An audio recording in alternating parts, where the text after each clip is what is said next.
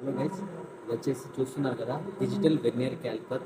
So మనం జనరల్గా use చేసేది ఎక్కువ అనలాగ్ వెర్నియర్ క్యాలిపర్ యూజ్ చేస్తాం.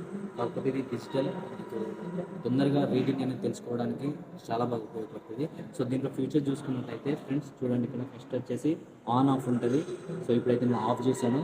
సో ఆన్ చేసుకోవాలి. ఆన్ చేసిన తర్వాత ఇక్కడ మీకు చూడండి మైనస్లో చూపిస్తుంది. సో ఎర్రర్లో ఉంటుంది. ఎర్రర్లో ఉన్నప్పుడు దాన్ని కరెక్ట్ చేసుకోవాలంటే ఇంకేం మనం జీరో అనేది తప్పకుండా యూజ్ చేయాలి.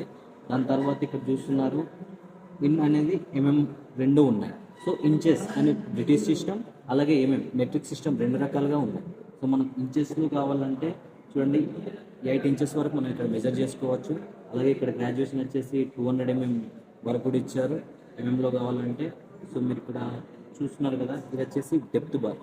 ఏదైతే ఏదైనా హోల్ కానీ ఉంటాయి కదా, సో డెప్త్ని మెజర్ చేయడానికి కోసం మనం ఇది యూజ్ చేస్తాం డెప్త్ బార్.